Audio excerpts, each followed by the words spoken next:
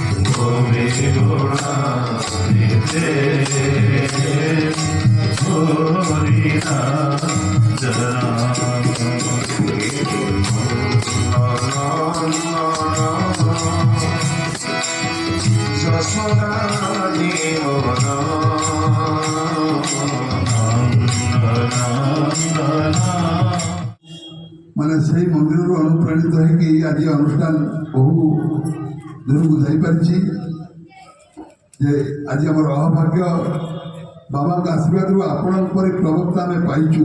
ମାର ସତ କଥା 41 ଜଣ ପ୍ରବକ୍ତା ଆମର ଅଛନ୍ତି ଲିଷ୍ଟରେ କଟକ ସହରରେ, ଆପଣ ବି ତା ଭିତରେ ଅଛନ୍ତି। ମାରୁତି ମଣ୍ଡପକୁ ସବୁଠି ଆମେ ଦର୍ଶନ କରୁ। ଯାହା ହଉ ଧନ୍ୟବାଦ ଦେବି ରାକେଶ ବାବୁଙ୍କୁ। ଏଭଳି ଏକ ସାଧୁବାଦ କାର୍ଯ୍ୟକ୍ରମରେ ଆପଣମାନଙ୍କୁ ନିୟୋଜିତ କରି ଆମେ ନିଜକୁ ଭାଗ୍ୟବାନ ମନେ କରୁଛୁ। ଗୋଟିଏ ମୁହୂର୍ତ୍ତ ଆପଣ ମା ମାନଙ୍କୁ ଆଶୀର୍ବାଦ ଦେବେ। ଜୟ ଜଗନ୍ନାଥ। श्री अमरेश्वराय। आज जो पवित्र स्थान आमर अध्यापक महोदय ये आमको भागवतर मधुर बाणी शुणा आसी निश्चित भाव आम समस्त पथ अनुगमय सृष्टि कर आमे माने जो छोटिया छोटिया कथा शुणुचु किंतु काली तू बाहरला पर भूली जाऊँ। मोर एति नवेदन रोचे एठी जहाँ आम केदार भाई ये संस्था को चलिकी समस्त पाखे माने सप्ताह सबुदिन शुणा को बाध्य करूँ अशेष धन्यवाद जनाऊँगी। एवं आपण समस्त को एठी पहुँची आपण मैंने ये जो भगवत श्रवण करुँच ये पीठर मर्यादा को भी अनेक मात्रा वृद्धि करुँच से आपण मानक भी अशेष अशेष धन्यवाद जनाऊँ। ये कही मो वक्तव्य को शेष कर धन्यवाद।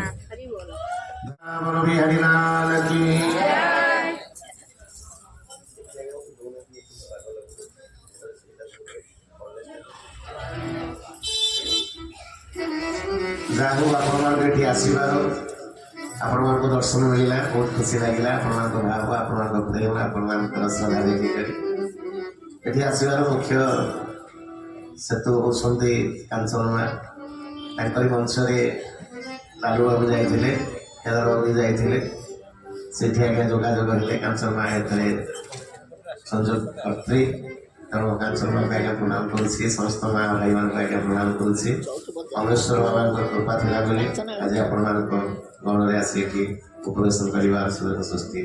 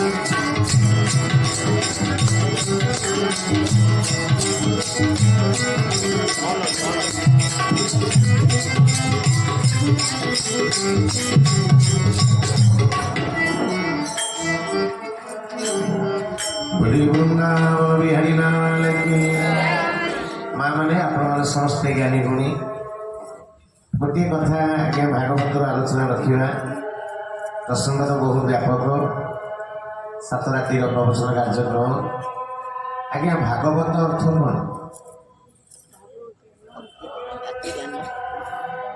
ये 4टी अक्षर भागवत अर्थ कौन ज्ञान ब्रह्म तत्व आज्ञा आगे चलूला नुआ नुआ शिखुलु गाँव भाग गरे ज्ञान गरे ब्रह्म तरे तत्व कहूँ आज्ञा से कथा ना कारण कथा आज्ञा हूँ गोटे नदी कथा हूँ गोटे नदी नदी आज्ञा पानी सब कौन हो चली तो कथा आज्ञा सब आज्ञा नुआ नुआ रही आपण मैंने अमरेश्वर कृपा जिते थर डाकुवे आज्ञा नुआ नुआ ही कथा शुणिए रिपीट हेनी कथा आज्ञा भागवत लिखिकी रखु मन रखु भारे होती आज्ञा भागीरथी कौन ये जोरे कहे कारण भागवत कहते एकादश स्कंद उचिरा मोर नाम शुभिव सकल श्रवण उचिरा मोर नाम शुभिव सकल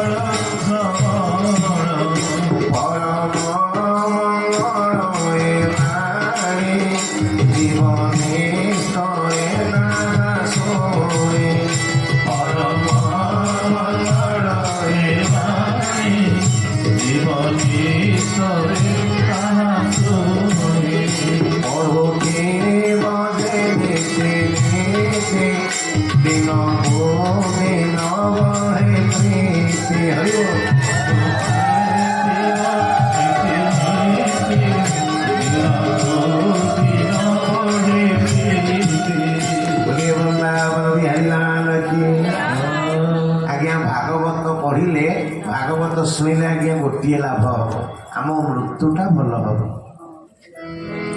कौन भल हम आज्ञा रामायण आज्ञा शुणा से हूँ आज्ञा भक्तिर शास्त्र किंतु भागवत होती मुक्तिर शास्त्र बोल वृंदावन बिहारी राम भागवत कौ शास्त्र माने मुक्तिर शास्त्र आमको भल मृत्यु दब एवं मुक्ति दब कारण परीक्षित महाराज शेष में आज्ञा तक्षक दर्शक भीतर प्राण नाला मुक्ति हो जाता तेणु भागवत हूँ मुक्तिर शास्त्र बोली वृंदावन बिहारी भागवत को केमी शुणा ना तो झिले तुते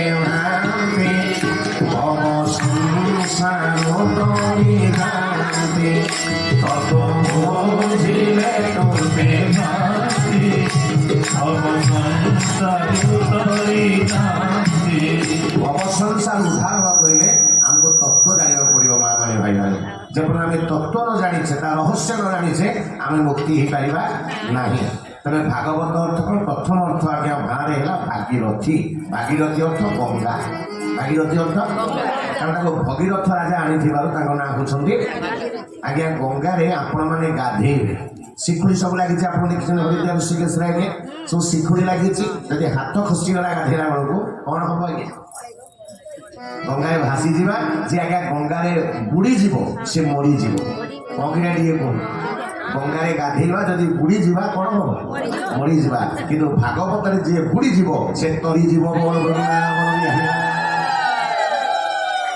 गंगार बुड़ी गले जड़े मरीज कि भागवत कथार बुड़ी गले तरीज कौटा भल आज्ञा गंगा भल ना गंगा भागवत भल आज्ञा तो भागवत है भागीरथी बुझी अच्छे ना कथा ये द्वितीय आज्ञा गंगार पानी अच्छी गंगार पानी अच्छी किंतु भागवत पानी नुह भगवान पानी अच्छी बोल वृंदावन भगवान पानी अच्छी किंतु गंगार कौन अच्छी पानी अच्छी एत भगवान पानी अच्छी बुझी हूँ पानी अर्थ कथा अच्छी बोल वृंदावन गंगार गाधेले क्या पाप कटिज गंगार गाधेले पाप कटिज आम विश्वास अच्छी आम सनातन धर्मी हिंदू आज्ञा आम विश्वास अच्छी आम गाधेले आम पाप कटि जाए गंगार आज्ञा गाधेले पाप कटिज किंतु भागवत गाधेले पापर मूल कटिज बोल वृंदावन पापर मूल कटिज बुझी हूँ आउ पाप हेबनी कौन गाधेले गंगार ଗଙ୍ଗାରେ ଗାଧେଇଲେ ପାପ କଟିବ, ଭାଗବତରେ ପାପର ମୂଳ କଟିଯିବ। ତାହେଲେ ମୂଳ କଟିବା ଭଲ ନା ପାପ କଟିବା ଭଲ? ମୂଳ କଟିଲେ ଆଉ ଆଜ୍ଞା ହବ ନାହିଁ ପାପ। ବୋଲ ବୃନ୍ଦାବନ ବିହାରୀ ନାମ। ତେବେ ଆସନ୍ତୁ ଭାଗବତରେ ପ୍ରବେଶ କରିବା। ଭାରେ ହେଲା ଭାଗୀରଥୀ, ବୁଝିହେଲା କି ନାହିଁ? ଦ୍ୱିତୀୟରେ ଗ ଅର୍ଥ ଗଗନ, ଗଗନ ଅର୍ଥ ଆକାଶ, ଗଗନ ଅର୍ଥ ଆକାଶ। ଆକାଶ ଆଜ୍ଞା ସମସ୍ତଙ୍କୁ ଆଚ୍ଛାଦିତ କରିଛି, ହଁ କି ନାଇଁ? ଆପଣଙ୍କ ମୁଣ୍ଡ ଉପରେ ବି ଆକାଶ ଅଛି, ମୋ ମୁଣ୍ଡ ଉପରେ ବି ଆକାଶ ଅଛି, ସମସ୍ତଙ୍କ ମୁଣ୍ଡ ଉପରେ। ଅର୍ଥ ଭାଗବତକୁ ସମସ୍ତେ ପଢିପାରିବା, ନାରୀ ପୁରୁଷ ପିଲା ବଚ୍ଚା ବୁଢା ସମସ୍ତେ ଆଜ୍ଞା ପଢିପାରିବେ। ଆକାଶକୁ ଯଦି ସମସ୍ତଙ୍କର ମୁଣ୍ଡ ଉପରେ ଅଛି, ଭାଗବତ ଆଜ୍ଞା ସମସ୍ତେ ପଢିପାରିବେ। ବୋଲ ବୃନ୍ଦାବନ ବିହାରୀ ନାମ। କିଛି ବୁଝିଲେ? ତୃତୀୟରେ ହଉଛି ଭାଗ ଗଲେ, ଗରେ ଗଗନ ଗଲେ ଆକାଶ ଗଲେ, ଗରେ କଣ ବର୍ଦ୍ଧନ। ତାକୁ ଭାଗବତକୁ ପଢିଲେ ଆମ ଭିତରେ ଭକ୍ତି ବଢିବ, ଜ୍ଞାନ ବଢିବ, ବୈରାଗ୍ୟ ବଢିବ। ବୋଲ ବୃନ୍ଦାବନ ବିହାରୀ ନାମ। କଣ ବଢିବ? ଜ୍ଞାନ ବଢିବ, ଭକ୍ତି ବଢିବ, ବୈରାଗ୍ୟ ବଢିବ। ତିନିଟା ଜିନିଷ ଆଜ୍ଞା ବଢିବ ଭାଗବତ ପଢିଲେ। ବୋଲ ବୃନ୍ଦାବନ ବିହାରୀ ନାମ। ଆଉ ତ କଣ? ତ ଅର୍ଥ ହେଲା ଆଜ୍ଞା ତର୍ପଣ। ଯେଉଁମାନେ ନୀତି ଆଜ୍ଞା ଭାଗବତ ପଢନ୍ତି ସେ ପିତୃପୁରୁଷକୁ ତର୍ପଣ କରିବା ସହିତ ସମାନ ହେଇଯାଏ। ବୋଲ ବୃନ୍ଦାବନ ବିହାରୀ ନାମ। ଯେ ସବୁଦିନ ଆଜ୍ଞା ଭାଗବତ ପଢିବ ତାର ପିତୃ ତର୍ପଣ ହେଲା। ଆମେ ଯଦି ଶ୍ରାଦ୍ଧ ମହଳାରେ ଆମେ ତର୍ପଣ କରୁଛେ, ସେମିତି ଆଜ୍ଞା ଯେ ଭାଗବତ ସବୁଦିନ ପଢିବ ତାର ପିତୃପୁରୁଷ ମାନଙ୍କ ତର୍ପଣ ସବୁଦିନ ହେଇଯାଏ। ବୋଲ ବୃନ୍ଦାବନ ବିହାରୀ ନାମ। ତେଣୁ ପରମ ଶାସ୍ତ୍ର ଭାଗବତ ଅଭ୍ୟାସ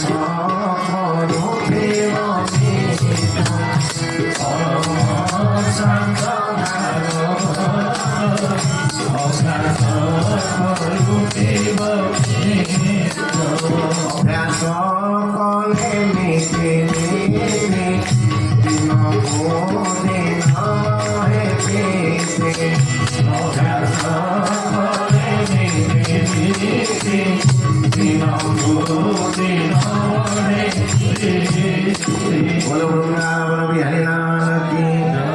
ভাগবତ ଅର୍ଥ ବୁଝିହେଲା। ଇଏ ହଉଛି ମୁକ୍ତିର ଶାସ୍ତ୍ର, ଇଏ ହଉଛି ଆଜ୍ଞା। ଭାଗବତ କେତେ ଜଣ ଜାଣିଛନ୍ତି? ସମୁଦାୟ 12 ଜଣ ହିଁ ଜାଣିଛନ୍ତି। କେତେ ଜଣ ଜାଣିଛନ୍ତି ଆଜ୍ଞା? କେବଳ 12 ଜଣ ଜାଣିଛନ୍ତି। କୋଉ କୋଉ ମାନେ ଆଜ୍ଞା ଜାଣିଛନ୍ତି? ଏକରେ ଶିବ ଜାଣିଛନ୍ତି। କିଏ ଜାଣିଛନ୍ତି? ମନେ ରହିଲା? କିଏ ଜାଣିଛନ୍ତି ଆଜ୍ଞା? ଅମରେଶ୍ୱର ବାବା ଜାଣିଛନ୍ତି, ଶିବ ଜାଣିଛନ୍ତି ଆଜ୍ଞା। ପାତାଳ ଭୂତି ବହୁତ ବଢିଆ ଆଜ୍ଞା। ଦର୍ଶନ କରୁ ବହୁତ ମନ ଖୁସି ହେଇଗଲା ଆଜ୍ଞା। ଯେମିତି ଆପଣମାନେ ପୁରୀରେ ଯିବେ ଲୋକନାଥଙ୍କୁ ଦର୍ଶନ କରିବେ, ପାଣି ଭିତରେ ଆଜ୍ଞା ଜଳାଶୟ ଅଛନ୍ତି, ଏଠି ଭଗବାନ ଅମରେଶ୍ୱର ସେଇଭଳି ଆଜ୍ଞା ଅଛନ୍ତି, ବହୁତ ଖୁସି ଲାଗେ। ତେଣୁ ଭାଗବତ ଆଜ୍ଞା 12 ଜଣ ଭିତରେ ଜଣେ କିଏ ସେ ଜାଣିଛନ୍ତି? ପ୍ରଥମେ ଶିବ ଜାଣିଛନ୍ତି, ଦ୍ୱିତୀୟରେ ବ୍ରହ୍ମା ଜାଣିଛନ୍ତି। କିଏ ସେ ଜାଣିଛନ୍ତି? ବ୍ରହ୍ମା ଜାଣିଛନ୍ତି। ତୃତୀୟରେ ନାରଦ ଜାଣିଛନ୍ତି। କିଏ ସେ? ନାରଦ। ଚତୁର୍ଥରେ ଚତୁଃଶୂନ ଜାଣିଛନ୍ତି। ହେଲେ କେତେ ଜଣ ହେଇଗଲେ? 4 ଜଣ। ବୁଝିହେଲା? ଏକରେ ଶିବ। ମୁଁ ବାରମ୍ବାର ରିପିଟ୍ କରିବାର ତ କଥାଟା ବୁଝି ଯାଆନ୍ତୁ, ଥରେ ବୁଝିଗଲା ପରେ ଆଉ କିଛି ଅସୁବିଧା ନାହିଁ। ହଁ କି ନା? ଟିକେ କୁହନ୍ତୁ। ଶିବ, ବ୍ରହ୍ମା, ନାରଦ, ଚତୁଃଶୂନ 4 ଜଣ ଗଲେ। ଏବଂ ଆଉ 4 ଜଣ କିଏ ସେ? ନା ଏକରେ ହେଲେ ଯମ। କିଏ ସେ? ଯମ ଜାଣିଛନ୍ତି ଆଜ୍ଞା। ଦ୍ୱିତୀୟରେ ଜନକ ଜାଣିଛନ୍ତି। କିଏ ଜାଣିଛନ୍ତି? ଜନକ। ସୀତାଙ୍କର ବାବା ହଉଛନ୍ତି ଜନକ, ସେ ଜାଣିଛନ୍ତି ଆଜ୍ଞା ଭାଗବତ। ଆଉ ତୃତୀୟରେ ଆଜ୍ଞା ଜାଣିଛନ୍ତି ବଳି ଜାଣିଛନ୍ତି। ଅତି ଦାଣେ ବଳି ବଦ୍ଧ, ବଳି ଯୋଉ ପାତାଳକୁ ଚପା ହେଇଥିଲେ ଆଜ୍ଞା। ପ୍ରସଙ୍ଗ ଆସିବ, ଆମେ ଆଲୋଚନା କରିବା ଅଷ୍ଟମ ସ୍କନ୍ଧ। ତେଣୁ ବଳି ଅଗିନା ଟିକେ କୁହ। ତାହେଲେ 4 3 କେତେ ହେଲେ? 7। ଭୀଷ୍ମ କେତେ ହେଲେ? 4 4 କେତେ ହେଲେ? 8 ହେଲେ। ବୁଝିହେଲା? 9ରେ ଆଜ୍ଞା ମନୁ ମହାରାଜ। 9ରେ ହେଲେ ମନୁ ମହାରାଜ। ଅଗିନା ଟିକେ କୁହ। ମନୁଙ୍କ ପରେ ପ୍ରହ୍ଲାଦ। କିଏ ସେ? 9 କେ 10 ହେଇଥିଲା, 11 ହେଲା ନା 10 ହେଲା? 10 ହେଲା। ବଳି ହେଲେ ବଳି ଆଉ ଜନକ କହିଲି, ଆଉ ବଳି ଭୀଷ୍ମ ମନୁ ଭୀଷ୍ମ କହିଲି। କପିଳ। କିଏ ସେ? କପିଳ ଏବଂ ଶୁକଦେବ। ତାହେଲେ କେତେ ଜଣ ହେଲା? ଏ 12 ଜଣ ଆଜ୍ଞା ଭାଗବତ ଜାଣିଛନ୍ତି। ବୁଝି ହଉଛି ନାଇଁ କଥା ଆଜ୍ଞା? ଏ ଭାଗବତ ହେଲେ 12 ଜଣ ଜାଣିଛନ୍ତି, ସେଥିପାଇଁ 12 ସ୍କନ୍ଧ। ବୋଲ ବୃନ୍ଦାବନ ବିହାରୀ ନାମ। ଆସନ୍ତୁ ଗୋଟିଏ ମିନିଟ୍ କୀର୍ତ୍ତନ କରିବା, ତାପରେ ଆମେ କଥା ପ୍ରସଙ୍ଗରେ ଯିବା। ଯିବା କି ନାହିଁ ଆଜ୍ଞା? କୀର୍ତ୍ତନ କରିବା ନା? କୀର୍ତ୍ତନ କରିଦେଲେ କଣ ହବ? ନର୍ତ୍ତକୀ ଟିକେ ନାଚିବା ପାଇଁ ପଡ଼ିବ। ତ ଆସନ୍ତୁ ପ୍ରେମ ସେଠି ଆସ। ଏ ଜୟ ରାଧେ ଜୟ କୃଷ୍ଣ ଜୟ ବୃନ୍ଦାବନ, ଜୟ ରାଧେ ଜୟ କୃଷ୍ଣ ଜୟ ବୃନ୍ଦାବନ।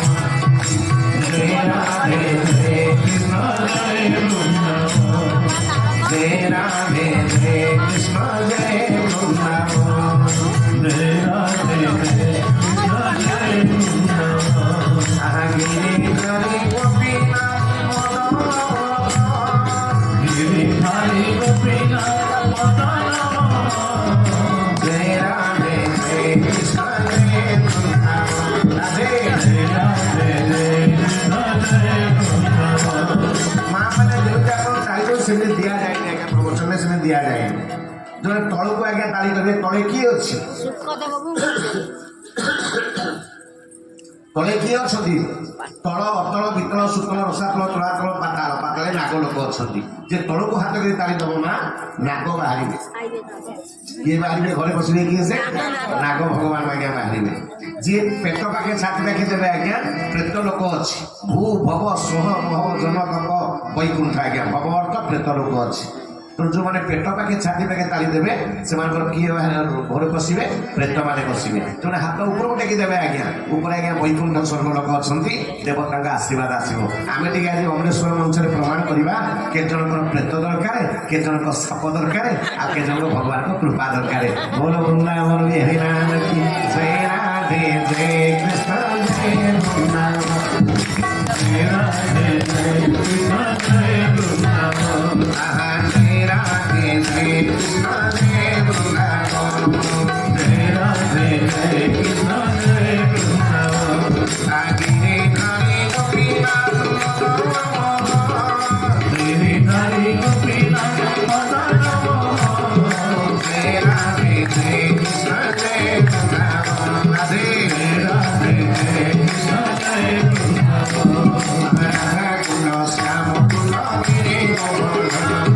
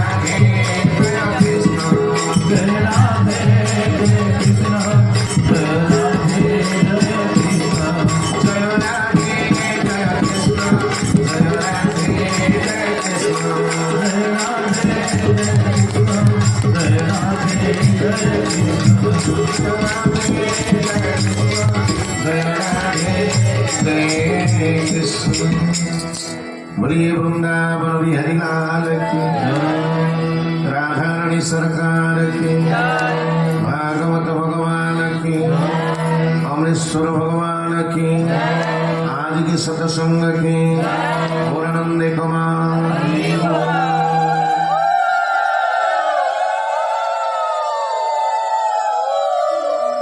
नैमिषारण्य 88,000 ऋषि बसिछन् केते 88,000 ओ अरण्य अधमर आज्ञा 3 वर्ष तले मु जाइथिले 7 राति करिया पई नैमिषारण्य भागवत ए वर्ष भी आज्ञा अछि बद्रीनाथ रे भागवत हेबे तेणु माँ माने बापा भाई माने ये नैमिषारण्य केमिति आज्ञा सृष्टि हैला प्रथमे मूलटा जानतो तापर कथा जाने बुझियो नैमिषारण्य केमिति सृष्टि हैला निमि निमि चक्र पइला जने राक्षस थिले भूतासुर किसे भूतासुर ताको आज्ञा ब्रह्मा बल देइथिले जने ऋषिंक हाड़े वज्र दिया से मरिब तेणु वृद्धासुर तले मला नाही सब देवता भितर भालेणी हैला शेष वृत्तासुर को मारिया जड़े ऋषि राजी है ଦଧିଚି କିଏ ସେ ଦଧିଚି କହିଲେ ମୁଁ ସବୁ ତୀର୍ଥରେ ସ୍ନାନ ସାରିଲା ପରେ ତାପରେ ମୋ ଦେହଟାକୁ ମୁଁ ଦାନ କରିବି ତାପରେ ତମେ ହାଡ଼ରେ ବଜ୍ର ତିଆରି କରିବ ଆଜ୍ଞା ସବୁ ଦେବାଦେବୀଙ୍କ ଭିତରେ ଭାଳେଣି ପଡ଼ିଗଲା ଦଧିଚି ଋଷି ଯେତେ ଭାରତ ବର୍ଷରେ ତୀର୍ଥ ଅଛି ସବୁ ଆଜ୍ଞା ସ୍ନାନ କଳାକୁ ବହୁତ ଦିନ ଚାଲିଥିବ ଯେତେବେଳେ ଗାଡ଼ି ଘୋଡ଼ା କିଛି ନଥିଲା ନା ଚାଲି ଚାଲି ଯାଉଥିଲେ ସାଧୁ ସନ୍ଥ ମାନେ ଏ ତ ହଜାର ହଜାର ବର୍ଷ ଲାଗିଯିବ ବୃତାସୁରଙ୍କୁ ମାରି ପକେଇବ ସବୁ ଦେବତା ମାନେ ଆଜ୍ଞା ଡାକିଲେ ତୀର୍ଥ ମାନଙ୍କୁ ସବୁ ତୀର୍ଥକୁ ଡାକିଲେ ଦେବତା ମାନେ ଗୋଟେ ମୁହୂର୍ତ୍ତରେ ଗୋଟେ ନିମିଷରେ ଆଖି ପିଛୁଳାକେ ଆସି ପହଞ୍ଚି ଯାଇଥିବାରୁ ସେ ଜାଗା ନାଁ ହଉଛି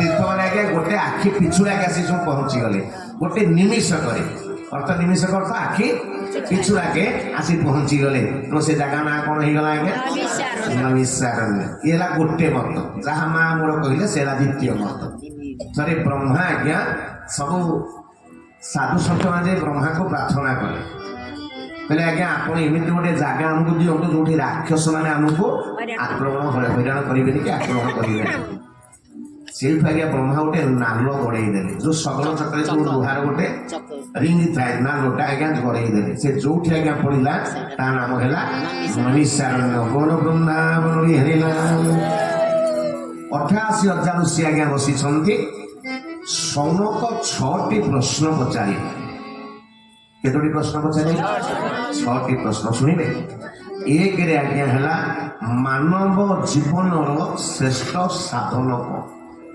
ପ୍ରଥମ ପ୍ରଶ୍ନ ଥିଲା ଆପଣ ଦେଖିଲେ ଭାଗବତରେ ସୁତ ଉବାଚ ସୌନକ ଉବାଚ ସୌନକ ଋଷି ପଚାରୁଛନ୍ତି 88,000 ଭିତରେ ଜଣେ ଠିଆ ହେଇକରି ପଚାରିଲେ ଆଉ ସମସ୍ତେ ତ ଏକାଳେ ପଚାରିବେନି ନା ସୌନକ ପଚାରିଲେ ମଣିଷ ଜୀବନର ଶ୍ରେଷ୍ଠ ସାଧନ କ'ଣ ଏରା ପ୍ରଥମ ପ୍ରଶ୍ନ ଦ୍ୱିତୀୟ ପ୍ରଶ୍ନ ହେଉଛି ଭଗବାନଙ୍କର ଅବତାର ସଂଖ୍ୟା କେତେ ଭଗବାନଙ୍କର ଅବତାରଙ୍କ ସଂଖ୍ୟା କେତେ ହେଲା ଦ୍ୱିତୀୟ ପ୍ରଶ୍ନ ତୃତୀୟ ପ୍ରଶ୍ନ ହେଲା ଦେବକୀ ବସୁଦେବ ଭଗବାନଙ୍କୁ ଜନ୍ମ ଦେଲେ ଏତେ କଷ୍ଟ କାହିଁ ପାଇଲେ ଇଏ ହେଲା ତୃତୀୟ ପ୍ରଶ୍ନ ଯିଏ ଭଗବାନଙ୍କୁ ଆଜ୍ଞା ଜନ୍ମ ଦେଲେ ତ ଆନନ୍ଦରେ ଜନ୍ମ ଦେବା କଥା କାହିଁକି କଷ୍ଟ ପାଇ ହେଲା ତୃତୀୟ ପ୍ରଶ୍ନ ସୌନକ ପଚାରୁଛନ୍ତି ସୁତଙ୍କୁ ଚତୁର୍ଥ ପ୍ରଶ୍ନ ହେଲା ମୋ ମା ମାନେ ଭାଇ ମାନେ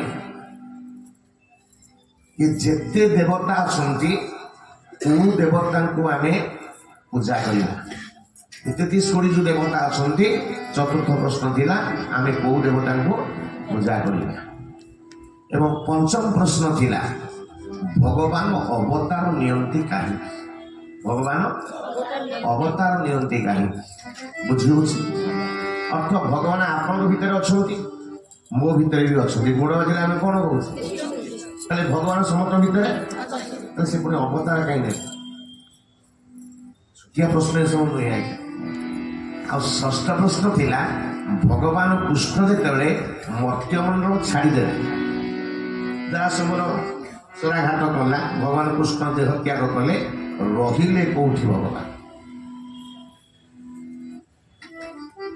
କୋଉଠି ରହିଲେ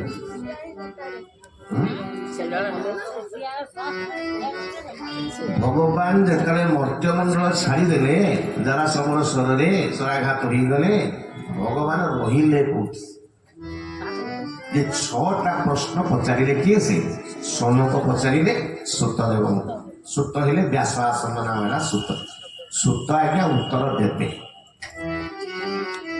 ଶୁଣିବେ ନା ନାଇଁ ଆଜ୍ଞା ସୁତ ଯେତେବେଳେ ଉତ୍ତର ଦେବାକୁ ଆସିଲେ କହିଲେ ମୁଁ ପ୍ରଥମେ ମୋ ଗୁରୁଙ୍କ ପୁଅଙ୍କୁ ମୁଣ୍ଡିଆ ମାରୁଛି ମୁଁ କାହାକୁ ମୁଣ୍ଡିଆ ମାରୁଛି ଗୁରୁଙ୍କ ପୁତ୍ରଙ୍କୁ ଋଷିମାନେ କହିଲେ ଆପଣଙ୍କ ଗୁରୁ କିଏ ନା ମୋ ଗୁରୁ ହେଲେ ବ୍ୟାସଦେବ ନା ତାଙ୍କ ପୁତ୍ର କିଏ ନା ସେ ହେଲେ ଶୁକଦେବ ଆପଣମାନେ ସମସ୍ତେ ପୁରୁଣା ଶ୍ରୋତା ନା ଶୁକଦେବଙ୍କୁ ଆପଣ ପ୍ରଣାମ କରୁଛନ୍ତି ନା ହଁ ନା ଶୁକଦେବ କିଏ ସେ ଆପଣ ଶୁକଦେବଙ୍କୁ ପ୍ରଣାମ କରୁଛନ୍ତି ଗୁରୁଙ୍କୁ ପ୍ରଣାମ କଲେ ଠିକ ଅଛି ତାଙ୍କ ପୁଅକୁ କାହିଁ ପ୍ରଣାମ ଆପଣ କଲେ ଶୁକ ସେ ଶୁକ କିଏ ସେ ଶୁକ ଆଜ୍ଞା କିଏ ସେ ଶୁକ କିଏ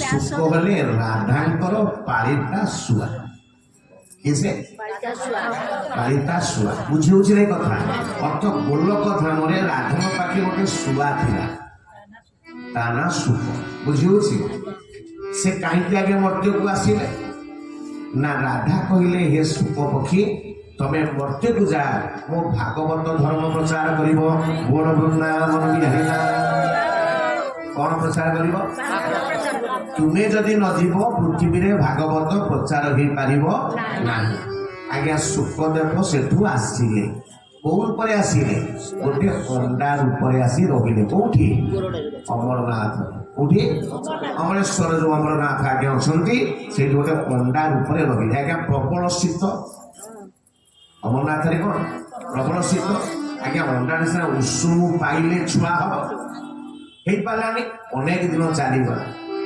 ରାଧାଙ୍କ ମନରେ ଚକ୍ର ଖାଇଲା ଯେ ପୃଥିବୀରେ ଭାଗବତ ପ୍ରଚାର ହେଇପାରୁ ନାହିଁ ସେଇ ସମୟରେ ରାଧା କଣ କଲେ ନାରଦଙ୍କୁ ପଠେଇଲେ କାହାକୁ ପଠେଇଲେ ନାରଦଙ୍କୁ ପଠେଇଲେ ନାରଦ ଆଜ୍ଞା ପାର୍ବତୀଙ୍କ ପାଖେ ଆସି ପହଞ୍ଚିଲେ କାହା ପାଖେ ପହଞ୍ଚିଲେ ପାର୍ବତୀଙ୍କ ପାଖେ ପହଞ୍ଚିଲେ ଶଙ୍କର ଭଗବାନ ଯାଇଛନ୍ତି ଆଜ୍ଞା ଗାଧେଇବା ପାଇଁ ଯେତେବେଳେ ପାର୍ବତୀ ପାଖେ ପହଞ୍ଚି ଗଲେ ନାରଦ ହେଲେ ପାର୍ବତୀଙ୍କ ଗୁରୁ କିଏ ସେ ପାର୍ବତୀଙ୍କ ଗୁରୁ କିଏ ସେ ତେଣୁ ପାର୍ବତୀ ପ୍ରଣାମ କଲେ ଗୁରୁ ପ୍ରଣାମ କଲେ ନାରଦ କହିଲେ କହିଲେ ପାର୍ବତୀ ସବୁ ଭଲ ନା ହଁ ସବୁ ଭଲ ନା ସ୍ୱାମୀ ତମକୁ ବହୁତ ଭଲ ପାଆନ୍ତି ନା ମତେ ବହୁତ ଭଲ ପାଆନ୍ତି ସ୍ୱାମୀ ମତେ ଆଉ ସଂସାରଟା ଭଲ ଲାଗୁନି ନାରଦ କହିଲେ ନା କାହିଁକି ବାବା କାହିଁକି ଭଲ ଲାଗୁନି ନା କୋଉ ଘରେ ସ୍ୱାମୀ ସ୍ତ୍ରୀ ଭିତରେ ପଡୁନି କୋଉ ଭିତରେ ଭାଇ ଭଉଣୀ ଭିତରେ ପଡୁନି ପୁଅ ଝିଅ ଭିତରେ ପଡୁନି ସଂସାରଟା ଅଶାନ୍ତି ହେଇଗଲାଣି ପାର୍ବତୀ କହିଲେ ଆମ ଘରେ ସେୟା ନୁହେଁ ଆମର ସମସ୍ତେ ସମସ୍ତଙ୍କୁ ଭଲ ପାଆନ୍ତି ମୋ ସ୍ୱାମୀ ମତେ ସବୁ କଥା କହନ୍ତି ନା ସବୁ କଥା କହନ୍ତି ନା କଣ ନା ଶିବ ଯୋଉ 108 ମାଳ ପକେଇଛନ୍ତି ବେକରେ ସେ କଥା ତ କହିଦେବେ ପାର୍ବତୀ କହିଲେ ସେ କଥା ତ କହିନାହାନ୍ତି ନା ଆଉ କଣ ଭଲ ପାଇ ନା ତାହେଲେ ଆଜି ମୁଁ ପଚାରିବି ନା ମୁଁ ଯାଉଛି ତମେ ପଚାରିବ ମୁଁ ଆସ ଆଜ୍ଞା ନାରଦ ଯେତେବେଳେ ଯାଉଛନ୍ତି ବାଟରେ ଶଙ୍କର ବାବୁ ଦେଖିଦେବେ ଶଙ୍କର ବାବୁ ପ୍ରଣାମ କଲେ ନାରଦ ପ୍ରଣାମ କଲେ ଶଙ୍କର କହିଲେ କୁଆଡେ ଯାଇଥିଲ ନା ଆପଣଙ୍କୁ ପାର୍ବତୀ ମା ଅପେକ୍ଷା କରିଛନ୍ତି ନା ତମେ ଯାଇଥିଲ କି ନା କଣ ତାର ତ ଅପେକ୍ଷା କରିଥିବେ ହଁ କି ନା ଟିକେ କୁହନ୍ତୁ ଆଜ୍ଞା ଯେହେତୁ ଶଙ୍କର ଆସିଗଲେ ପାର୍ବତୀ ଏତେ ବଡ ମୁହଁ କରି ବସୁଛନ୍ତି ଶଙ୍କର ପଚାରିଲେ କହିଲେ ପାର୍ବତୀ କଣ ହେଲା ନା ଆପଣ ମତେ ପୁରା ଭଲ ପାଆନ୍ତି ନା ଆପଣ ବହୁତ ଭଲ ପାଏ ସବୁ କଥା ତ ମୁଁ କହିଛି ନା ଯଦି କହିଛ ପେଟର ଯୋଉ 108ଟା ମୁଣ୍ଡମାଳ ପକେଇଛ ସେ କାହାର ନା ତମେ ତ କେବେ ମତେ ପଚାରିବ ତେଣୁ ମୁଁ କହିନି ନା ତାହେଲେ ଆଜି କୁହ ମୁଁ ପଚାରୁଛି ନା ଇଏ ମୁଣ୍ଡମାଳ ହଉଛି ତମର ସବୁ ଯାକ ନା ମାନେ ନା ତମେ 108 ଥର ମଲଣି ଏବେ ତମର 109 ଜନ୍ମ ମରିଗଲେ ପୁଣି ଆଉ ଗୋଟେ ମାଳ ଭିତରେ ଗୁନ୍ଥିବେ ଅର୍ଥ ମୁଁ ଆପଣଙ୍କୁ ଏତେ ଭଲ ପାଏ ପାର୍ବତୀ ମୁଁ ତମ ମୁଣ୍ଡମାଳ ଏଠି ଲଗେଇଛି ମୋ ଭିତରେ ନା ମୁଁ ମରୁଛି ଆଉ ତମେ କଣ ମରୁନ ଖାଲି ମୁଁ ଏକା ମରୁଛି ନା ହଁ ତମେ ମରୁଛ ନା କାହିଁ ନା ମୁଁ ଅମର କଥା ଶୁଣିଛି ବୋଲି ମରୁ ମୁଁ କୋଉ କଥା ଶୁଣିଛି ବୋଲି ଅମର କଥା ଶୁଣିଛି ବୋଲି ମରୁନି ନା ତାହେଲେ ସ୍ୱାମୀ ଯଦି ଆପଣ ଅମର କଥା ଶୁଣି ମରୁନାହାନ୍ତି ମତେ ବି ଅମର କଥା କୁହନ୍ତୁ ମୋର ବୃନ୍ଦାବନ କଥା ବୁଝି ହଉଛି ମା ମାନେ ନା ଭାଇ ମୋ କାମ ହେଲା ଆଜ୍ଞା ଗୁଣ୍ଠେ ଚାଷ ହବ ଭଲ କରି ଚାଷ ହବ ବାରଙ୍ଗା ରହିବେ ବୁଝୁଛନ୍ତି ଆଜ୍ଞା ପାର୍ବତୀ ଅଡ଼ି ବସିଲେ ମୁଁ ସେଇ ଅମର କଥା ଶୁଣିକି ଅମର ହେବି ଆଉ ମରିବି ନାହିଁ ନା ଯୋଡ଼ିଏ ସର୍ତ୍ତରେ ମୁଁ କହିବି ନା କଣ ସର୍ତ୍ତ ନା ମୁଁ କଥା କହିବି ତମେ ହୁଁ ମାରିବ ତମେ ଯୋଉ ହୁ ମାରିବ ତାହେଲେ ମୁଁ କଥା କହିବି ଆଉ ଦ୍ୱିତୀୟ ସର୍ତ୍ତ ଯୋଉଠି ଅମର କଥା କହିବି ସେଠି କେହି ଶୁଣିବେ ନାହିଁ ପଶୁ ପକ୍ଷୀ ଜୀବଜନ୍ତୁ କେହି ରହିବେନି ଚାଲ ଆଜ୍ଞା ସନଦ ଦେଇଗଲେ ଅମରେଶ୍ୱର ଅମରନାଥ ଗୁମ୍ଫାକୁ ବୋଲ ବୃନ୍ଦାବନ ବିହାରୀ ଆଜ୍ଞା ପାର୍ବତୀ ଯାଇଥିଲେ ଅମରନାଥଙ୍କ ଗୁମ୍ଫାକୁ ଆମେ ଅଛେ ଅମରେଶ୍ୱରଙ୍କ ପାଖରେ ବୋଲିଏ ବୃନ୍ଦାବନ ବିହାରୀ କଥା ବୁଝି ହେଲା ଆଜ୍ଞା କୃଷ୍ଣ ଦ୍ୱାରା ସମସ୍ତ ପଶୁ ପକ୍ଷୀ ମାନଙ୍କୁ ଆଜ୍ଞା ତଳିଦେଲେ କିଏ ସେ ଶଙ୍କର ଭଗବାନ ପାର୍ବତୀ ବସିଲେ ଶଙ୍କର ଭଗବାନ ଭାଗବତ କଥା ଅମର କଥା କହିଲେ ବୁଝିଲେ କି ନାଇଁ କଥା ଆଜ୍ଞା ଶିବ କହୁଛନ୍ତି ପାର୍ବତୀ ହୁଁ ମାରୁଛନ୍ତି କଥା ଚାଲିଲା କଥା ଯେତେବେଳେ ଆଜ୍ଞା ଗରମ ହେଇଗଲା ସେଇ ସମୟରେ ଆଜ୍ଞା ଅଣ୍ଡାଟା ଛୁଆ ହେଲା ପଶୁ ପକ୍ଷୀ ସିନା ପଳେଇଛନ୍ତି ଅଣ୍ଡାଟା ପଡ଼ିଛି ନା ସେ ଆସ୍ତେ ଆସ୍ତେ କ'ଣ ହେଇଗଲା ଛୁଆ ହେଇଗଲା। ପାର୍ବତୀ କଥା ଭିତରେ ଶୁଣୁ ଶୁଣୁ ଶୋଇ ପଡ଼ିଛନ୍ତି। କ'ଣ କରିଛନ୍ତି? ମୁଁ ମାରିଛି ଆଜ୍ଞା ସେଇ ଅଣ୍ଡାରୁ ବାହାରିଥିବା ଶୁଆ। ଶିବ ଶିବ ଆଖି ବୁଝି ଆଜ୍ଞା କହି ଚାଲିଛନ୍ତି କଥା ସରିଗଲା ବୋଲିଏ ବୃନ୍ଦାବନ ବିହାରୀ ଲାଲ କହିଲେ। ଯେତେବେଳେ ଜୟ ଶଙ୍କର ଭାଇ କହିଲେ ପାର୍ବତୀ ଉଠିଲେ ସ୍ୱାମୀ କ'ଣ ହେଲା ନା କ'ଣ ହେଲା କିରେ ମୋର ଭାଗବତ ସରିଲାଣି ତୁ କ'ଣ କହୁଛୁ କ'ଣ ହେଲା? ମୁଁ ଟିକେ ଆଜ୍ଞା ଶୋଇପଡ଼ିଥିଲି। ତୁ ଶୋଇପଡ଼ିଥିଲୁ ହୁଁ ମାରିଲା କିଏ? ଅନେକ ଶଙ୍କର ଶୁଆ ଆଜ୍ଞା ହୁଁ ମାରିଥିଲେ ଆଜ୍ଞା ତ୍ରିଶୂଳ ଧରିକିରି ଗଲେ ଆଜ୍ଞା କ'ଣ କରିବା ଶୁଆକୁ ମାରିବା ପାଇଁ। କିଛି ବୁଝୁଛନ୍ତି ନାହିଁ? ଇଏ ଜଟାକ ବିଗଳ ଜୋଳ ପ୍ରବାହ ପ୍ରାପିତ ସ୍ଥଳେ କରେ ବଲମ୍ବ ଲମ୍ବିତା ଭୁଜଙ୍ଗ ତୁମ ନାଳିକ ମା ମାନେ ଭାଷା ଟିକେ ତାର ସାଥରେ ତାଳି ରଖିଛି।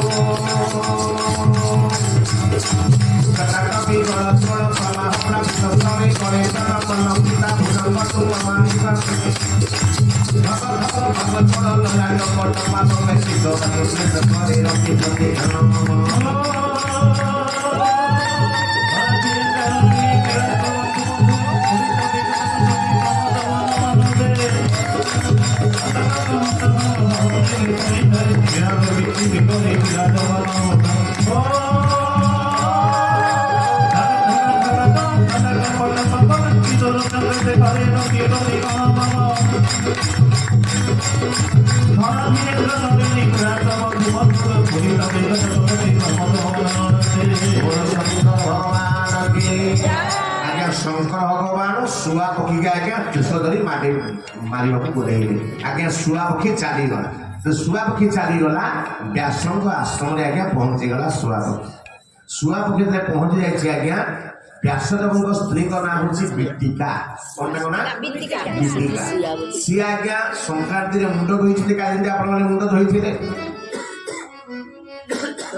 ମୁଣ୍ଡ ଧୋଇ ବାଳକୁ କ'ଣ କରୁଛନ୍ତି? ଝାଡୁଛନ୍ତି। ହଠାତ୍ ତାଙ୍କର ହାଇ ଆସିଗଲା। କ'ଣ ଆସିଗଲା? ହାଇ ଯେତେବେଳେ ମାରି ଦେଇଛନ୍ତି ପାଟିରେ ମେଲା ହେଇଛି ଏ ଶୁଆ ପକ୍ଷୀ ଆଜ୍ଞା ବିଟିକାଙ୍କ ପେଟ ଭିତରେ ବସିଗଲା। ଶଙ୍କର ରହିଗଲେ। ବ୍ୟାସ କହିଲେ ପ୍ରଭୁ ଆପଣ କାହାକୁ ଗୋଡ଼ଉଥିଲେ? ସେ ଶୁଆଟା ଅମର କଥା ଶୁଣିଥିଲା ଭାଗବତ ଯାକ ମୁଁ ତାକୁ ମାରିବାକୁ ଗୋଡ଼ଉଥିଲି। ନା ପ୍ରଭୁ ଯିଏ ଅମର କଥା ଶୁଣା ତ ସେ ମରିବନି ଆପଣ କ'ଣ ଗୋଡ଼ଉଥିଲେ? ଅମର କଥା ଯିଏ ଶୁଣିବ ସେ ତ ମରିବନି ଆପଣ ଗୋଡ଼ଉଥିଲେ କ'ଣ? ଶିବ ଆଜ୍ଞା ରହିଲେ ସତ କଥା ତ ଯିଏ ତ ଶୁଣିଲା ସେ ଆଉ ମରିବନି ଆଉ ମାରିବାକୁ କ'ଣ ଗୋଡ଼ଉଥିଲେ? ତ ଶିବ ଆଜ୍ଞା ପଳେଇଲେ। ବ୍ୟାସଦେବଙ୍କ ସ୍ତ୍ରୀ ବିଟିକାଙ୍କ ଗର୍ଭରେ 12 ବର୍ଷ ରହିଲେ। କିଏ ସେ? ଶୁକ ପକ୍ଷୀ ଆଜ୍ଞା 12 ବର୍ଷ ରହିଲେ। ବ୍ୟାସଦେବଙ୍କର ସ୍ତ୍ରୀକୁ ଆଜ୍ଞା କଷ୍ଟ ହେଲାଣି। ଆମେ 10 ମାସରେ କେତେ କଷ୍ଟ, ସେ 12 ବର୍ଷ ରଖିଲେଣି କେତେ କଷ୍ଟ ହଉଥିବ ଅଙ୍ଗିନା ଟିକେ ବହୁତ। ଶେଷରେ ବ୍ୟାସଦେବ କହିଲେ ହେ ମହାତ୍ମା ଆପଣ କିଏ ସେ ବାହାରକୁ? ନା ମୁଁ ବାହାରିବି ନା କାହିଁକି ନା ମତେ ମାୟା ଧରିବ। ମୁଁ ଯଦି ସଂସାର ଭିତରକୁ ଯିବି ମତେ କିଏ ଧରିବ? ମାୟା ଧରିବ। ବ୍ୟାସ କହିଲେ ତମକୁ ମାୟା ଧରିବନି ମୁଁ କଥା ଦଉଛି ନା ତମେ ତ ମାୟାରେ ବନ୍ଧା ହେଇକି ସଂସାର କରିଛ ତମେ କ'ଣ ମତେ 60 ଜଣ ମାୟା ଧରିବନି ବୋଲି? ଯଦି ମାୟା ଧର ଭଗବାନ ମତେ ଆସି କହିବେ ମୁଁ ବାହାରିବି ପେଟରୁ। ବୋଲ ବୃନ୍ଦାବନ ବିହାରୀ ଲାଲ। ନିଜେ ଆଜ୍ଞା ଭଗବାନ ଆସି କହିଲେ ହେ ସୁଖଦେବ ତମେ ବାହାର ମୁଁ କଥା ଦଉଛି ତମକୁ ମାୟା ଧରିବ ନାହିଁ। ବୋଲ ବୃନ୍ଦାବନ ବିହାରୀ ଲାଲ। ଆଜି ଭଗବାନଙ୍କ କଥାରେ ସୁଖଦେବ ଆଜ୍ଞା ବାହାରିକିରି ସାଙ୍ଗେ ସାଙ୍ଗେ ମନକୁ ଚାଲିଲେ। ବିବାହ କଳା କିଛି ହେଲେନି ସିଧା ଆଜ୍ଞା ମନକୁ ଚାଲିଲେ। ବୋଲିଏ ବୃନ୍ଦାବନ ବିହାରୀ ଲାଲ। ସେଇଠି ବ୍ୟାସଦେବ ମନ ଦୁଃଖରେ ବସିଲେ। ପୁଅ ଚାଲିଗଲେ ଅଙ୍ଗିନା ଟିକେ କହୁଥିଲା ତପସ୍ୟା କରିବାକୁ। ବ୍ୟାସଦେବ ଯେତେବେଳେ ମନ ଦୁଃଖରେ ବସିଲେ ନାରଦ ଆସି ପହଞ୍ଚିଲେ। କଥା ଭଲ ଲାଗୁଛି ନା ନାହିଁ ଆଜ୍ଞା? ଯଦି ନାରଦ ଆସି ପହଞ୍ଚିଲେ କହିଲେ ବ୍ୟାସ କାହିଁ ମନ ଦୁଃଖ କରିଛ? ନା ମୁଁ 18ଟା ପୁରାଣ ଲେଖିଲି। କେତେଟା ପୁରାଣ ଲେଖିଲି? 18ଟା ପୁରାଣ। ମୋ ମନରେ କେହି ଶାନ୍ତି ନାହିଁ। କ'ଣ ନାହିଁ? ମୋ ମନଟା ଦୁଃଖ ସବୁବେଳେ କାହିଁକି କହୁଛି ମୁଁ ଜାଣିପାରୁନି। ନା ତମେ ଯୋଉ ଶାସ୍ତ୍ର ଲେଖିଛ ସେ ହେଉଛି ଜ୍ଞାନ କଥା ସବୁ ଲେଖିଛ। ତମେ ଆଉ ଗୋଟିଏ ଦେଖ ଶାସ୍ତ୍ର କଥା ନା କ'ଣ ନା ଭାଗବତଟେ ଲେଖ। ସେ ହେଉଛି ଭକ୍ତି ଶାସ୍ତ୍ର। କୋଉ ଶାସ୍ତ୍ର? ଭକ୍ତି ଶାସ୍ତ୍ର।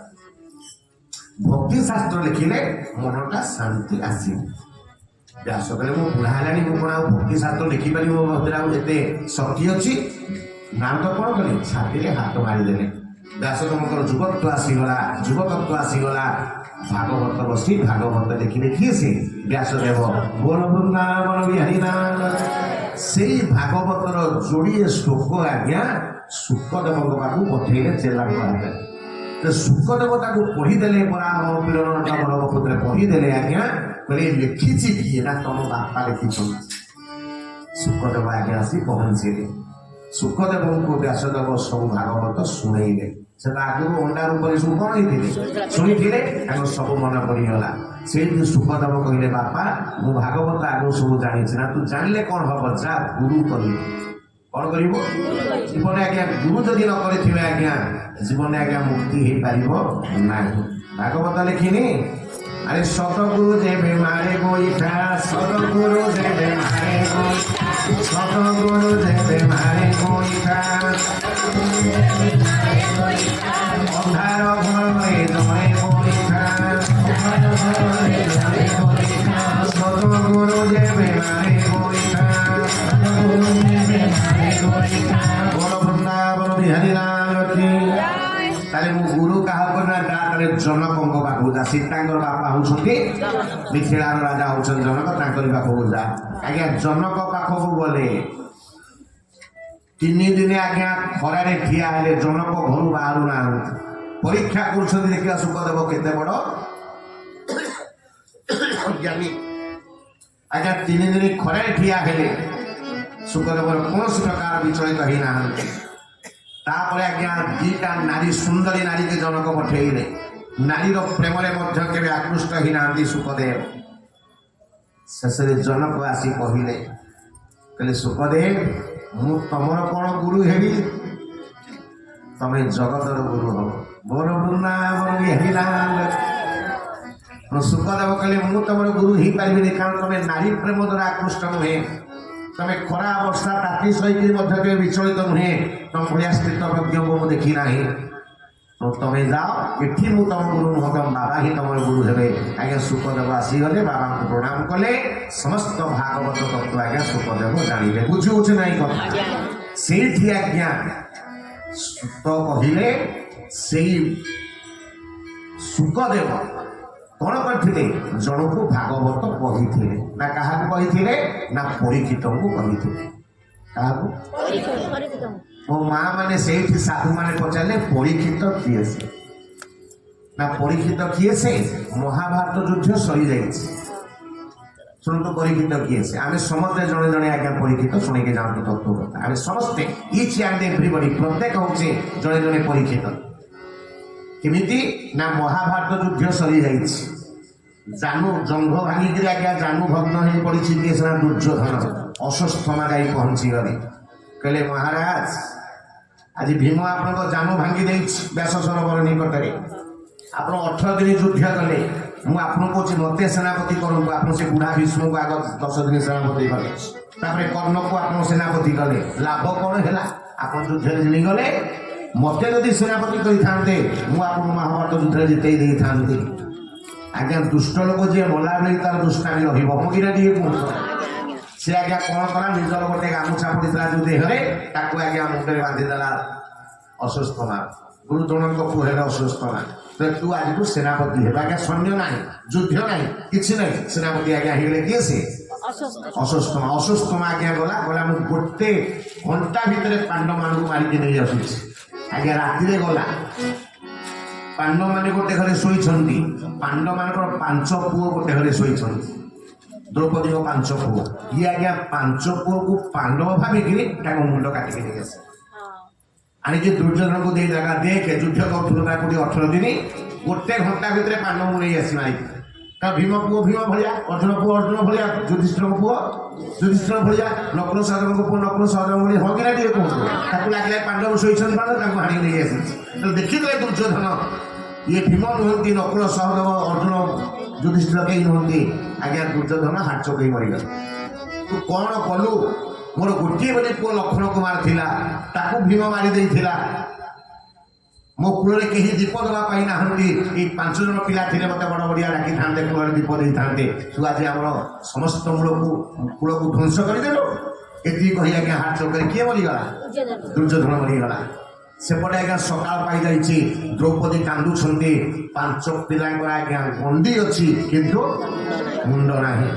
ଅର୍ଜୁନ ଆସି ପହଞ୍ଚିଗଲେ, କୃଷ୍ଣ ଆସି ପହଞ୍ଚିଗଲେ, କହିଲେ କ'ଣ ହେଲା ସଖୀ? କୃଷ୍ଣା କ'ଣ ହେଲା? କୃଷ୍ଣ ଆଜ୍ଞା ସବୁବେଳେ ଦ୍ରୌପଦୀ କ'ଣ ଡାକନ୍ତି? କୃଷ୍ଣା ସଖୀ ବୋଲି ଡାକନ୍ତି। କହିଲେ କ'ଣ ହେଲା? ନା 5 ପିଲାଙ୍କ ମୁଣ୍ଡ ନାହିଁ। ନା ଗୁରୁ ଦ୍ରୋଣଙ୍କର ପୁଅ ଅଶ୍ୱତ୍ଥାମା ମୁଣ୍ଡ କାଟିକି ନେଇଛି ଭଗବାନ କହିଲେ। ସେଠି ଦ୍ରୌପଦୀ ଜୋରେ କାନ୍ଦି ଉଠିଲେ। ଅର୍ଜୁନ କହିଲେ ମୁଁ ଏଇ ଗୋଟିଏ ମୁହୂର୍ତ୍ତରେ ଯାଇ ଅଶ୍ୱତ୍ଥାମାକୁ ଧରିକି ଆଣୁଛି। ଆଜ୍ଞା ଆପଣ ସମସ୍ତେ ଗପ ଜାଣିଛନ୍ତି ମହାଭାରତର କଥା। ଆଜ୍ଞା ଅଶ୍ୱତ୍ଥାମାକୁ ନେଇ ଚାଲି ଆସିଲେ। ଦ୍ରୌପଦୀ କାନ୍ଦୁଥିଲେ, ଅଶ୍ୱତ୍ଥାମାକୁ ଦେଖିଦେଲେ, କହିଲେ ସ୍ୱାମୀ ଅଶ୍ୱତ୍ଥାମାକୁ ଆପଣ କ୍ଷମା କରିଦିଅନ୍ତୁ। କୃଷ୍ଣ କହିଲେ କ୍ଷମା? ତମ 5ଟା ପିଲାକୁ ସେ ମାରିଛନ୍ତି, ଆପଣ କ'ଣ କହୁଛନ୍ତି କ୍ଷମା ଦେବେ? ସଖୀ କ'ଣ ହେଲା? ନା କ୍ଷମା ଦେଇ ଦଉଛି ମୁଁ। ନା ଆପଣ କାନ୍ଦୁଛନ୍ତି? ନା ମୁଁ କ୍ଷମା ଦେଇ ଦଉଛି। ନା କାରଣ? ନା ଅଶ୍ୱତ୍ଥାମା ଯଦି ମୁଁ ମାରିଦେବି ବର୍ତ୍ତମାନ ମୋ 5ଟା ପିଲା ବଞ୍ଚିଯିବେ? ଅଙ୍ଗିଟା ଟିକେ କହୁ। ତେଣୁ ଏକରେ ସେ ବ୍ରାହ୍ମଣ ପୁତ୍ର, ଦ୍ୱିତୀୟରେ ଆମ ଗୁରୁଙ୍କର ସେ ପୁଅ, ମୁଁ କେବେ ତାକୁ ମାରିବି ନାହିଁ। ସେଇଠି କୃଷ୍ଣ ପଚାରିଲେ ଯଦି ତମର ଏତେ ଦୟା ହୃଦୟରେ ତମେ କାନ୍ଦୁଛ କାହିଁକି? ତମ 5 ପୁଅ ମରିଗଲାରୁ କାନ୍ଦୁଛ? ନା ନା ନା ନା ଶୁଣନ୍ତୁ, ଭାଗବତ କେଡ଼େ କୌଶଳରେ ଲେଖା ହେଇଛି, କେଡ଼େ ସୂତ୍ରାତ୍ମକ ଭାବରେ ତତ୍ତ୍ୱ ଲେଖା ଯାଇଛି। ଆଜ୍ଞା କୃଷ୍ଣ ପଚାରିଲେ ତମ ପୁଅ ମରି ଯାଇଥିବାରୁ କାନ୍ଦୁଛ ସଖୀ? କୃଷ୍ଣା କହିଲେ ନା ପ୍ରଭୁ, ମୋ 5 ପୁଅ ମରିଗଲେ ବୋଲି ମୁଁ କାନ୍ଦୁ ନାହିଁ। ନା କାନ୍ଦୁଛ କ'ଣ ପାଇଁ? ନା ମୋ 5 ପୁଅ ଶୋଇବା ଅବସ୍ଥାରେ ଦ୍ରୋଣାଚାର୍ଯ୍ୟଙ୍କ ପୁଅ ମାରିଦେଲା ଅଶ୍ୱତ୍ଥାମା। ଶୋଇବା ଅବସ୍ଥାରେ ମାରିଥିବା ମୁଁ କାନ୍ଦୁଛି। ନା କାରଣ? ନା ଶୋଇ ଯାଇଥିଲେ ମୋ ପିଲାଙ୍କୁ ମାରିଲା। ଯଦି ଚେଇଁଥାନ୍ତେ ଭଗବାନଙ୍କ ନାମ ନେଇ ମରିଥାନ୍ତେ, ମୋ ପିଲାମାନେ ଭଗବାନଙ୍କ ନାମ ନେଇ ପାରିଲେନି, ସେଥିପାଇଁ ମୁଁ କାନ୍ଦୁଛି ଦୁଃଖରେ। ବୋଲ ବୃନ୍ଦାବନ ବିହାରୀ ଲାଲ। ମା ବୁଝି ହଉଛି କଥା? ଦ୍ରୌପଦୀ କାହିଁ କାନ୍ଦିଲେ? ମୋ ପିଲାମାନେ ଭଗବାନଙ୍କ ନାମ ନେଇ ପାରିଲେନି, ମଲାବେଳେ ଶୋଇ ପଡ଼ିଥିଲେ। ଯଦି ଚେଇଁବା ଅବସ୍ଥାରେ ଅଶ୍ୱତ୍ଥାମା ମାରିଥାନ୍ତା ହୁଏତ ମଲାବେଳେ କୃଷ୍ଣ କହିକି ମରିଥାନ୍ତେ ମୋ ପିଲାମାନେ ହରି ନାମ ନେଇ ପାରିଲେନି, କୃଷ୍ଣ ନାମ ନେଇ ପାରିଲେନି। ମୁଁ ସେଇ ଦୁଃଖରେ କାନ୍ଦୁଛି। ମୋ ପିଲାମାନେ ମରିଗଲା ପାଇଁ ମୁଁ କାନ୍ଦୁ ନାହିଁ। ବୋଲିଏ ବୃନ୍ଦାବନ ବିହାରୀ ଲାଲ। ଅଶ୍ୱତ୍ଥାମା ଆଜ୍ଞା ଆଜି ବି ବଞ୍ଚିଛି। ଆଜ୍ଞା ଦେଖେଇ ସାରିଲାଣି ଆଜତକ ଚ୍ୟାନେଲରେ। ଅର୍ଜୁନ କ'ଣ କଲେ? ଅଶ୍ୱତ୍ଥାମା ମଥାରୁ ଗୋଟେ ମଣି ଆଜ୍ଞା ବାହାର କରିଦେଲେ। ବିରାଟ ବଡ଼ ଘା ହେଇଗଲା। ସେ ଘା ଏପର୍ଯ୍ୟନ୍ତ ଶୁଖୁ ନାହିଁ। ଆଜ୍ଞା ଇନ୍ଦିରା ଗାନ୍ଧୀ ଯୋଉ ପ୍ରାଇମ ମିନିଷ୍ଟର ଥିଲେ ଆଜ୍ଞା, ତାଙ୍କ ଗୁରୁ ହଉଛନ୍ତି ପାଇଲଟ ବାବା। ତାଙ୍କ ସହିତ ସାକ୍ଷାତ ହେଇଥିଲା ହିମାଳୟରେ ଆଜ୍ଞା ଅଶ୍ୱତ୍ଥାମା ସହିତ। ଅଶ୍ୱତ୍ଥାମା କହିଲେ ମୁଁ ଶିଶୁ ହତ୍ୟା କରିଛି, ମୁଁ ଖାଇପାରୁନି, ଶୋଇପାରୁନି, ବସିପାରୁନି, ଶୋଷାଳକୁ ପାଣି ଘଟି ଯାଉଛି, ମୋ ଦେହ ପୋଡ଼ା ଜଳା ହଉଛି, ମୋ ମଣି ବାହାର କରି ଯାଉଛି, ମୁଁ କଷ୍ଟରେ ଅଛି। ପାଇଲଟ ବାବା ମତେ ଉଦ୍ଧାର କରେ। ଏବେ ବି ଅଶ୍ୱତ୍ଥାମା ଆଜ୍ଞା ବଞ୍ଚିଛି। 8 ଜଣ ଅମର ନୁହଁ? ଅଶ୍ୱତ୍ଥାମା, ବଳିବ୍ୟାସ, କୃପବର୍ଷ, ରାମ ତଥା ହନୁମାନ, ବିଭୀଷଣ, ମାର୍କଣ୍ଡ ଇତି ଚିରଞ୍ଜୀବୀ। ବୋଲ ବୃନ୍ଦାବନ ବିହାରୀ ଲାଲ। ଅଶ୍ୱତ୍ଥାମା ଆଜି ବି ଅମର ଆଜ୍ଞା ଅଛି। ବୁଝି ହଉଛି କଥା? ତା ମୁଣ୍ଡରୁ ଅର୍ଜୁନ କ'ଣ କାଢି ଦେଇଥିଲେ? ମଣି କାଢିଥିଲେ। ବିରାଟ ବୋଲିଏ ବୃନ୍ଦାବନ ବିହାରୀ ଲାଲ। ଭଜି ଭଜି ମତେ ହେଉ ମରଣ, ମୋ ଶ୍ରୀକ୍ଷେତ୍ର ଜନ, ମୋ କଳା ଚନ୍ଦନ, ମୋ ଦୂର ଚନ୍ଦନ, ସ୍ୱରୂପକୁ ଦେଖି ଦେଖି ପୂଜୁ ନୟନ।